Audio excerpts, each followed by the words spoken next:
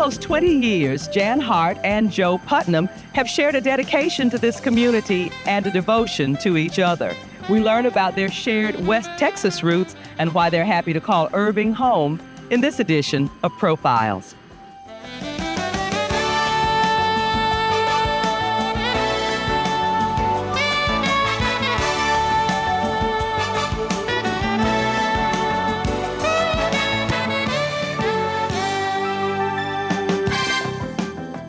Jan Hart, Joe Putnam, you guys have been together almost 20 years now and have spent a lot of time devoted to this community. And it's interesting for me to have found out that you grew up not so very far from each other. In fact, that some of your relatives knew Joe as he was growing up. And that common thing that you have that probably even brought you together was that love of West Texas.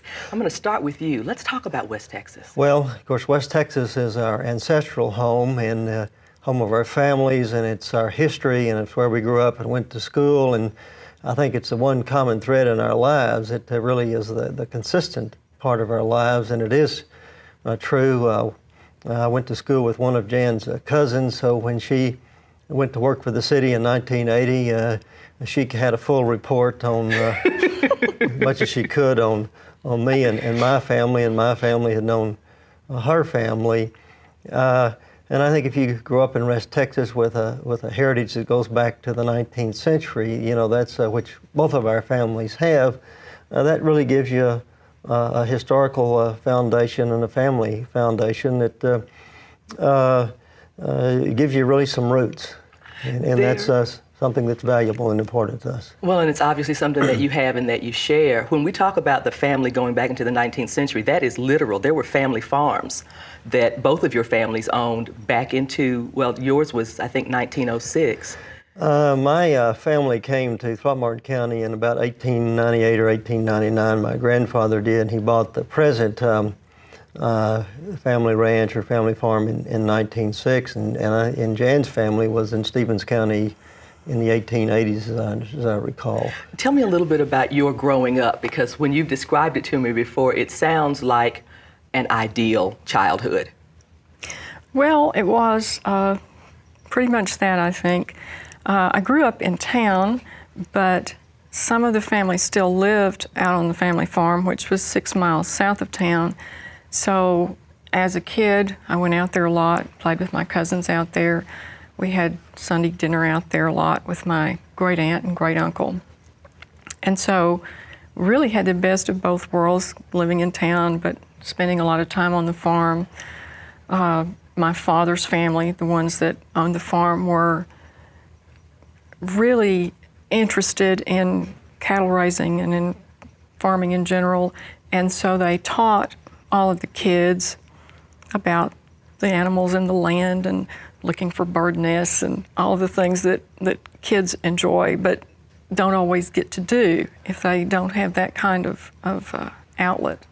And I know from growing up as a city kid myself that there's a different kind of appreciation, and I've mentioned this to you, it's an acquired appreciation for me for what it's like to know something about the land and to know something about farming. It gives you a completely different perspective on what modern life is like. Now, I said it's an acquired taste. You guys share that as an innate taste. Growing up on the farm, you just have a different point of view, and that's a character that's very particular to West Texas in some ways. Do you think that shaped your life some? Oh, absolutely. And I think, of course, growing up in rural America is less and less an experience for American children anymore, because there's less and less rural America. Of course, when we were born in the 40s, in the 1940s, a substantial number of Americans still lived on the family farm. And I think the values that you acquire in the farm and the work ethic, in the sense of what you are and what you're about and what life is about, really is something that you don't duplicate anywhere else. And I find that in just knowing and talking to people in Irving who grew up on a farm or in a rural community, and they do still retain the values and the way of life and the outlook that they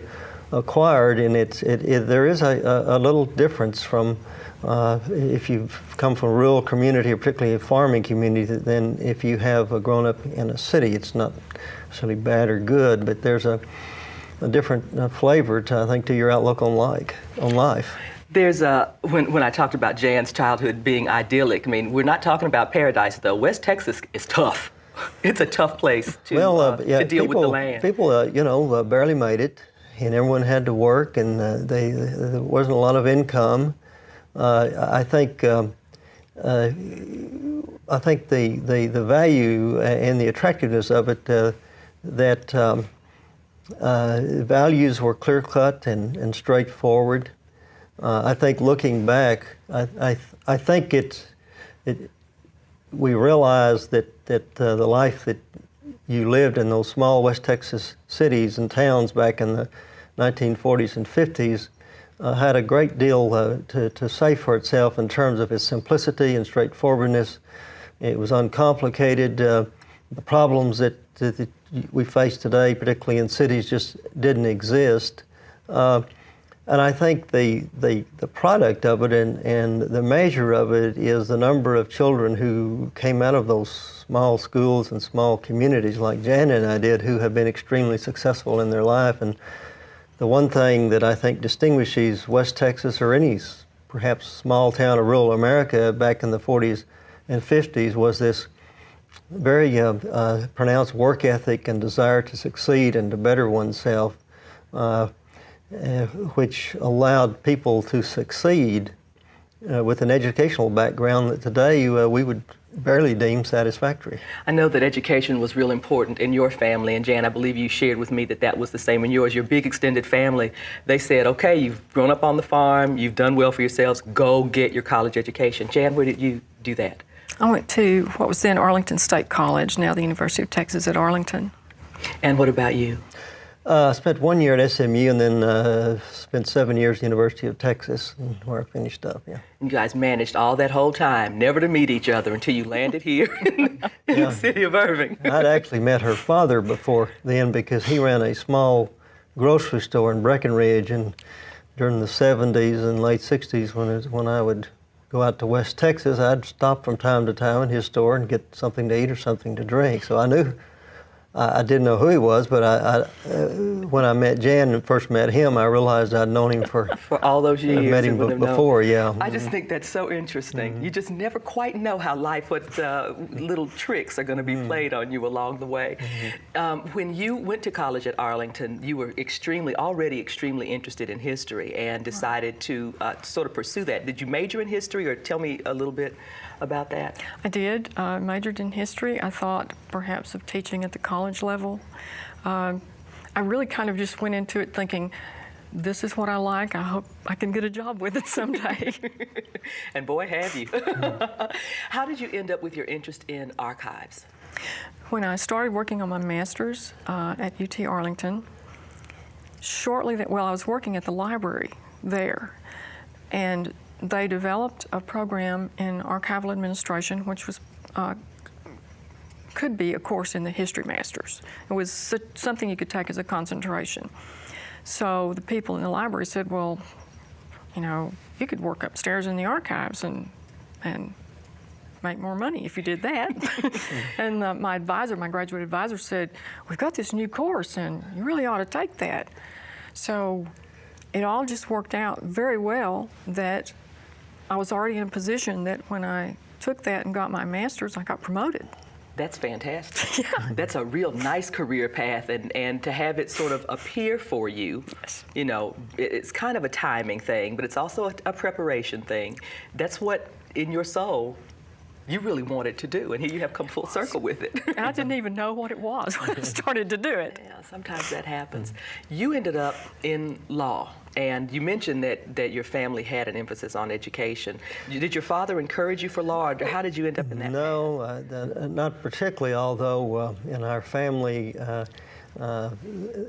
getting an education was just a given. And my father went to some college, but he didn't graduate, and that was back in the early 1900s. My mother was a graduate of what is now West Texas State. So there's always an emphasis on education and a value. We just knew that that's what we were going to do. There wasn't any discussion or any choice about the matter. The law thing came later after I got my undergraduate degree from the University of Texas. It just occurred to me that that might be something I would like to pursue. I think I made the decision about the time I got my undergraduate degree and just went on to law school. You are very well known in this community for making a decision and sticking by it. The law decision came for you. Have you ever looked back and thought, something else? No, don't think so. Don't know what else it would have been, and I believe that once you make decisions and you move forward and you don't second guess yourself, I think it was the right decision for me. It's an interesting profession. That was a lawyer question for me because I knew the answer to it. That's right, yeah. And I suspected that you would probably give that very one. And you've made a wonderful career for yourself and here in this community. What brought you to Irving?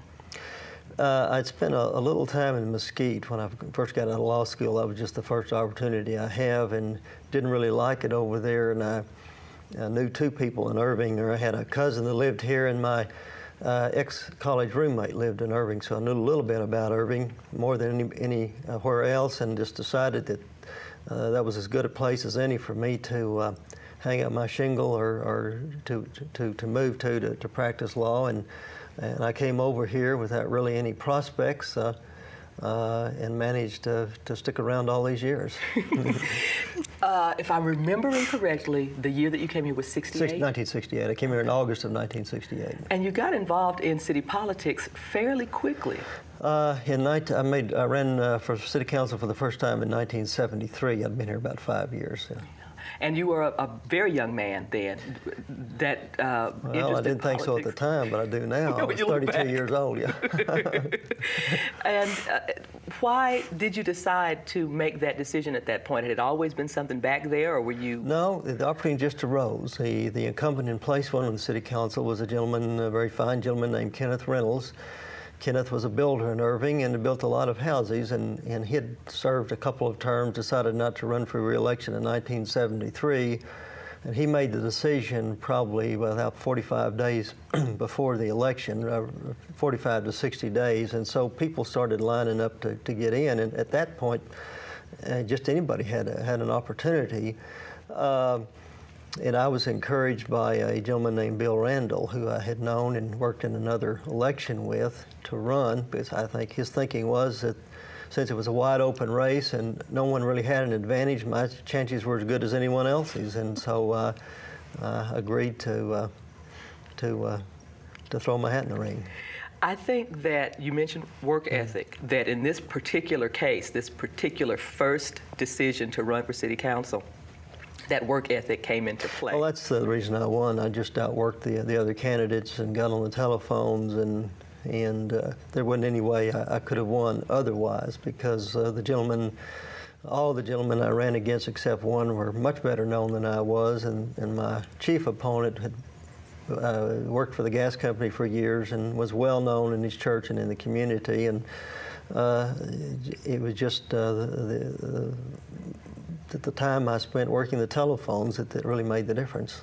Do you think the fact that you were a young man and this community was a young community at that point, did that make a difference? That made, obviously there was some constituency for that. You know, almost everyone I knew was in the late 20s or early 30s, and I think having a candidate in their age group probably appealed to them. I don't think there's any, I'm quite sure that there were some votes that were there simply because of being able to relate to someone their age.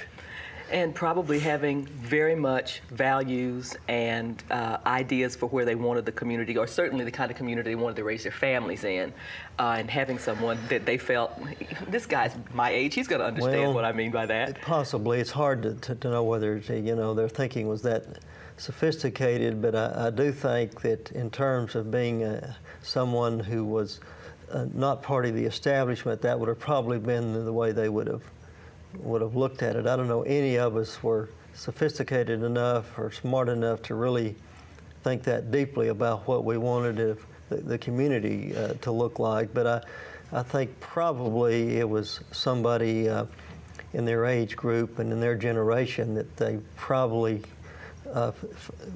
felt closer to than someone more established probably at that time.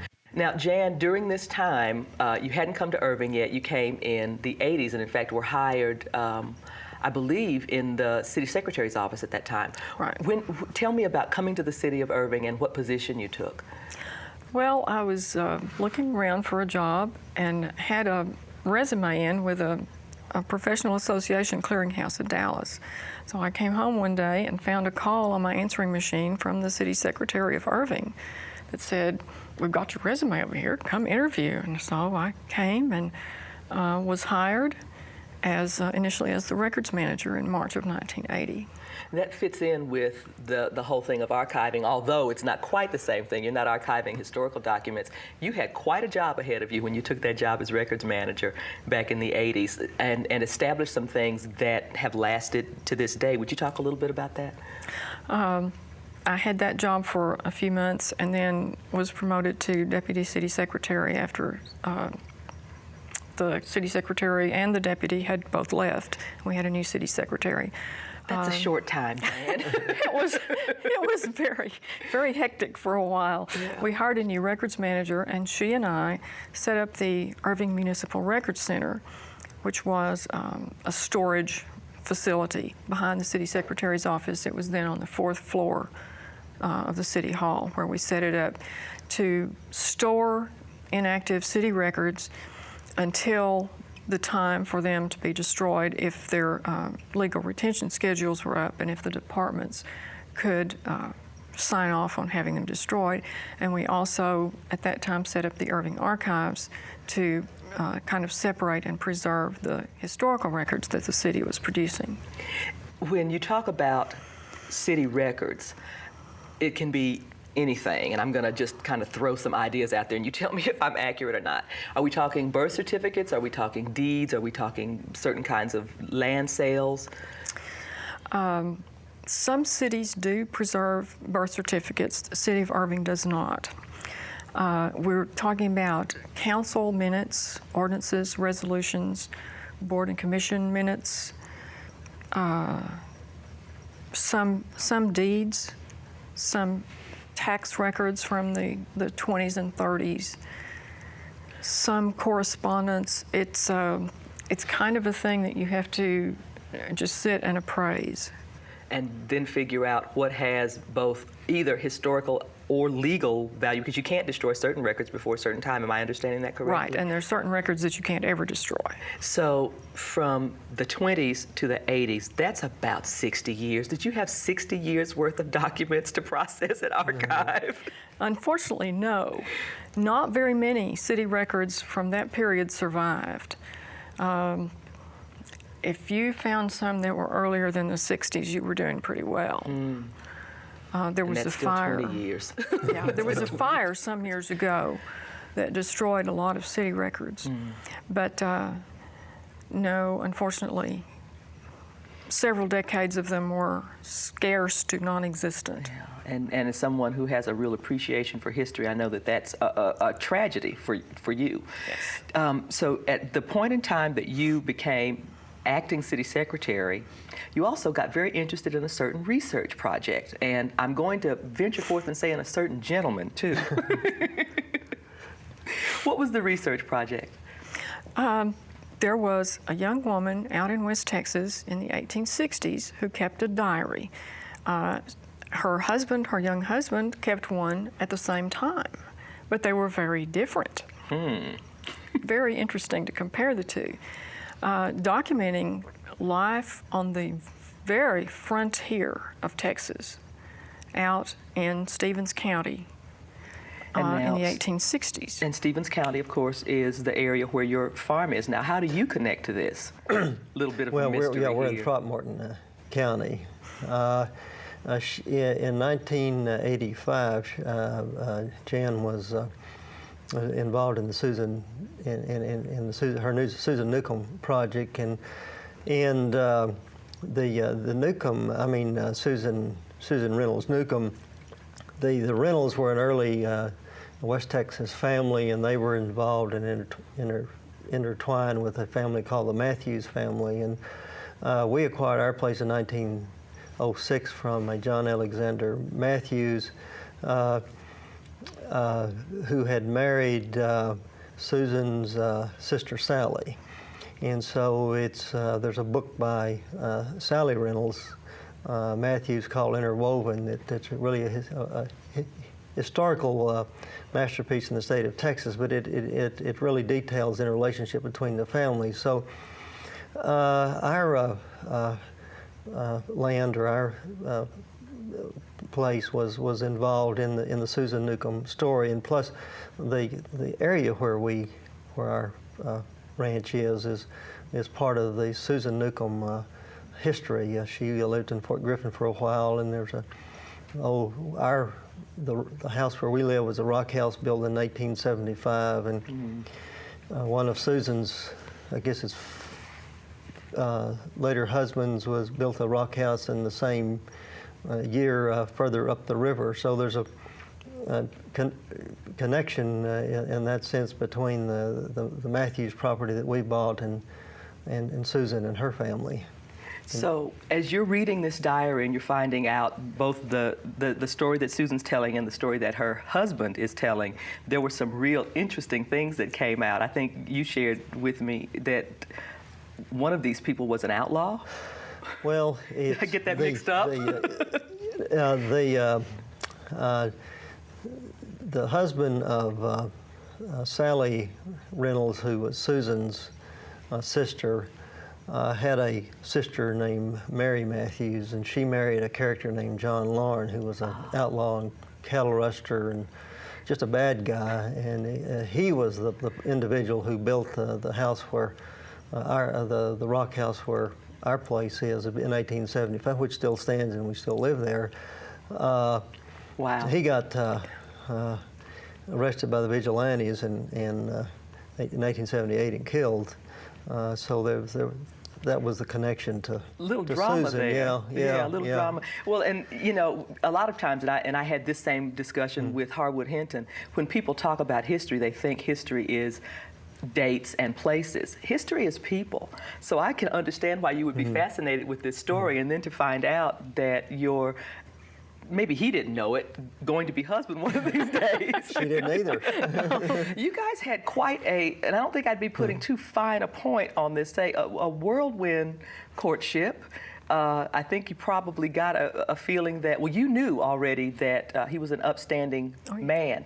And then one of the things that you shared with me that I thought was so appropriate was how most people, well, I'll let you tell that story, how most people fall in love first and then find out what their person is like. Well, I had the opportunity to know him when he was on the council, and then even after he was not on the council, he was around in town.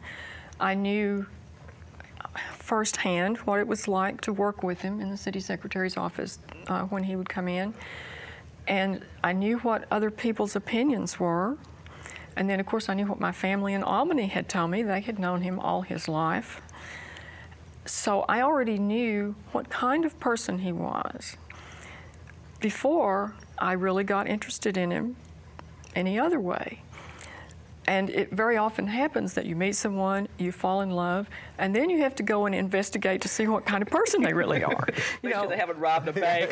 At which point you're really not in a much good position to find that out because you have kind of rose-colored glasses on. Yeah. Well, I said to you when you shared that with me that I think that's the thinking woman's way to fall in love. I applaud you for that. Now, you guys had this conversation about the Newcombs, about the diary, about the project you were doing, and then you invited her down to the ranch. Is that how the whole progression went? I think it was probably on the 4th of July that she came out to see the house of 1985, as I recall. Okay, now y'all got married that November, is that right? Got married in November. Yeah, that's whirlwind. It's pretty quick, yeah. How did that all come about? Now, Jan thinks that she remembers knowing pretty soon or pretty quickly that you were the man that she wanted to spend the rest of her life with. When did you know? Gosh, I don't know. I think I don't remember when the decision was made. It might have been in August or September. You're right. It was almost too fast to remember. I think at that time it was both of us were getting older and we were single, and I think it occurred to us that it might be a good idea to to move forward together, and so it turned out okay. Well, I think there's I would say almost 20 years later, it certainly right, has yeah. turned out okay. A phrase that might stand out in your mind is asking your sister and mother, what are y'all doing at Thanksgiving? Remember that? Do you remember that? No, that I Not don't quite? remember, yeah. Well, I think it's They a were lovely surprised, story. I'll say that. Yeah, I bet they were surprised. It's like, who, what? Well, you already had developed a relationship with them based on that one visit to the ranch and liked them already, so I can imagine that they probably had the same feeling. I think they did, yeah, they were pleased, yeah. One of the things that has been very interesting about your relationship since you've been married is that you both have been in the public eye, you in politics, you working for the city, and those two things don't necessarily make a comfortable fit. How have you managed to keep the two things separate when they need to be separate and then combine them when they need to be combined? Well, we essentially keep it separate all the time, and you know, we just compartmentalize her job and my job, and in a sense that I really simply don't give much thought to what she does in the archives and what she does at the library. In terms of not interfering? Not with interfering, or really even, you know, she even thinking about it too much. And it's not something we don't discuss. And I think that's probably the appropriate way to deal with it. I think any situation can be handled if people handle it appropriately. So there's not any real reason why someone couldn't be on the city council and have an employee that or wife or spouse that worked for the city. Now, it would be obviously if she were in a department head position or a supervisory position, perhaps a little different, where you know you might have some interaction that it might create some a little different situation. But as a matter of fact, it's not much different being on the city council and having a spouse than it is for any other employee in the city who has a spouse, which we have a number of employees who are married, and they're able to undertake their roles or do their roles in a way that they really don't interfere with each other or create conflict. So, it's for us, it's not a problem. Problem at all. I would venture, and I'll just put this out here for both of you to comment on if you'd like to, that because you are the mayor, that there could be people who say, well, no, that's not the right thing to do. But in fact, there has not even been the slightest hint of anything being wrong with that. And I would venture to say that that's because you guys have conducted yourselves in the way that you have. Jan, I think you mentioned that, because of course, as the mayor's wife, she'd be approached to do a lot of things, certain boards and things like that. And you always confer with your husband? Why do you think that's important? I think he knows the big picture. He knows more about how things would affect his position and how our positions, as far as his being the mayor and my being a city employee, should relate, and what sorts of things might not be compatible. And so I always check on that, because I don't want to do something that's going to be awkward for either of us. Sure. I think you're maybe not giving yourself enough credit on this one. As we wrap up, can you believe the 30 minutes has flown by? I want to ask you both just to reflect a moment on having spent so much of your time, of your married life in the public eye and making contributions to the city, what you hope your most lasting contribution will be. And Jan, I'll start with you. That would have to be for me, the Irving Archives. I hope that we're able to collect enough historical material and preserve it in a way that it will be useful for all generations to come.